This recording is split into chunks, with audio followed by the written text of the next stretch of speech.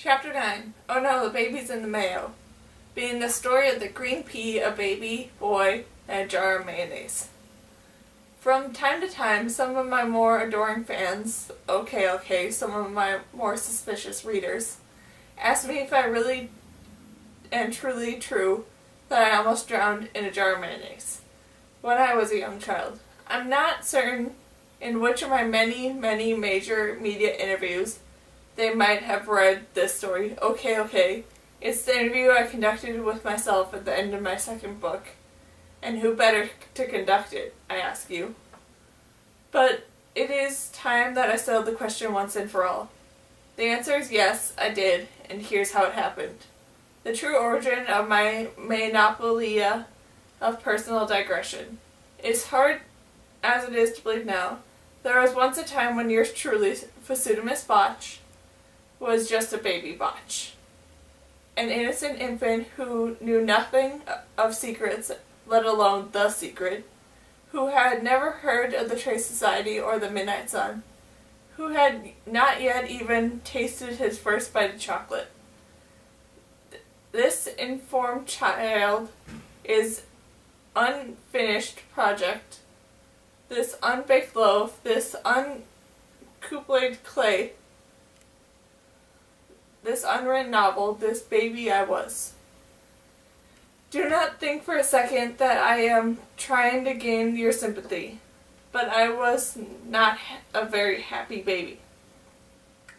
What with my parents always fighting over me, did I mention the tragedy of my broken home? Or my insides always fighting with themselves? Did I mention the cause of my ache stomach? I spent so much of my babyhood crying inconsolably. The fights seemed to break out whenever I went. No, I am not looking for your sympathy. But the crying baby had no friends, none, and tried listening to a baby cry for 5 minutes, or 10 minutes, or 20 minutes, or for months and months on end as I cried. See if you don't want to throttle the poor little lamb. Not for the crying baby, the chuckling of the cooing of Grandma Jo, the sneaking of sweets by Grandpa Carl, the pinching of my cheeks by Aunt Martha. At best, it's a pitying game and a shake of the hand. You're lucky if nobody throws the shoe at you. No, really, honestly, I am not looking for your sympathy. Keep your tissues to yourself. Don't send me flowers or consolation cards. I have no use of your well-meaning words. Well, not now anyways. Back then, I suppose it might have been nice if just one person had smiled at me. If a single solitary individual had taken just the slightest bit of interest in my red-faced baby boy, with the yellow snot running down his nose and the heat rash on his toes. You see, I had something taken just a little itsy-bitsy bit of interest. He or she might have discovered the little green pea, huddled in the beckoned over time, lodged between the folds of my little baby thigh. It had stuck to my skin somehow and caused a small bit of persistent pain.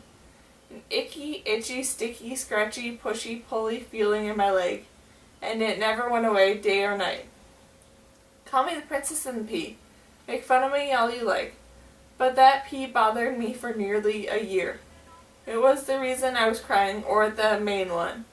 Who knows what would have happened if some kindly person had thought to look in my thigh and remove the pea the day it got stuck there. Who knows what a smiley, bouncy baby I might have become. All the smiling and bouncy that would have happened bestowed upon me. Oh well, I wouldn't be the same person I am now. Our hard luck knocks define us. Those peas in our thighs that make us who we are. But I digress from my digression. Both my parents worked and neither had time to take care of me. And yet, due to my insistent crying, they were unable to find me a nanny who would stay more than a week. Some lasted less than an hour. One memorably quit after only a minute. By the first time my first birthday came around, there was no nannies or babysitters or even semi-responsible 10-year-olds left within a 100-mile radius who would put up with me. So the unthinkable happened. My parents were forced to take me along to my birthday dinner. They should have known better. While, as usual, my parents spoke nary a word to each other, my crying grew so loud the restaurant that the waitress begged my parents to let her take me to the kitchen. Naturally, I only cried louder when she took me away from my parents. The waitress tried to give me all kinds of sugary, salty, and otherwise unhealthy treats, but nothing would shut me up.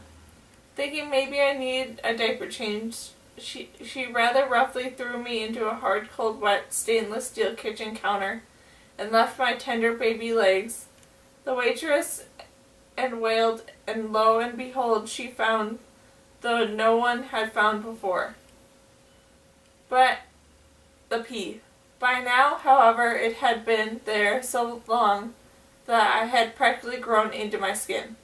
It looked like some kind of blackish, blurrish, brownish, greenish wart, something you were more likely to find on a witch's cheek than on a baby's thigh. And it gripped into me so hard that the waitress even wondered if it wasn't some sort of parasite or leech. Unable to remove it with her bare fingers, she searched desperately for lubricant, preferably industrial strength. You can guess where this is going. The nearest item within reach, a vat of mayonnaise, the size of a smallish garbage can, just large enough, in other words, to hold a baby. In her defense, she sought only to dunk my lower body with my toes and hit the cold mayonnaise. I started wiggling like an eel. She simply couldn't hold on to me. Once I fell in, there was no way to pull me back out with her hands. I was far too slippery. I waved and shook this way and that, and only succeeded in sinking further. I coughed and sputtered, gasping for air, but sucking in mayonnaise. It went up my nose and got into my eyes and filled my ears and got under my nails. Soon I was entirely submerged in the chilly, slimy, smelly, glutinous, high-caloric, cholesterol-raising, bacterial-collecting, bottomless-inducing, absolutely disgusting and utterly gross white goo. In only seconds, I would be no better than a tuna sandwich drowned in mayonnaise. Luckily, the sous chef happened to be working on his famous Thousand Island salad dressing at the time, and thank the gods, or rather the green goddess, he needed an extra cup of mayo. Just as I was about to suffer the humiliating fate of a fish stick, he reached in and gripped me by the neck with his salad tongs. I wiggled in the air, crying like a newborn. The sous chef defiantly squeezed the pea between his thumbs and forefinger and twisted hard.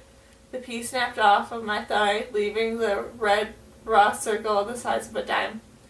Just like twisting the end of a string bean, the chef said. It hurt, of course, but the relief was immediate. I stopped crying and stared with the fascination of the object that had caused me so much pain and distress. Shrunken to size of a peppercorn, it sat on the stainless steel counter, taunting me with its very smallness. Perhaps because it felt a desire to vanquish my enemy in a dramatic fashion, more likely just because it was there, I reached for the pea, and before anyone could stop me, I did what babies do. I swallowed it. That's when I started crying again. Not because the pea bothered my stomach, but because, free of other distractions, I noticed I was still covered in the slimy white substance I nearly drowned in. Sensing my discomfort, the sous chef hesitantly wiped it off, and then handed me over to the grateful waitress and went back to work. Now, I don't want to brag, but everyone complimented him on his salad dressing that evening. It seemed to add a certain je ne sais quoi to the flavor, not to mention a certain yellowness to the color that only a baby can provide. Please do not ask me what je ne sais quoi means. I'll just say I do not know what. Ever since then, I felt a warm affinity to sous chefs, and a morbid fear of mayonnaise.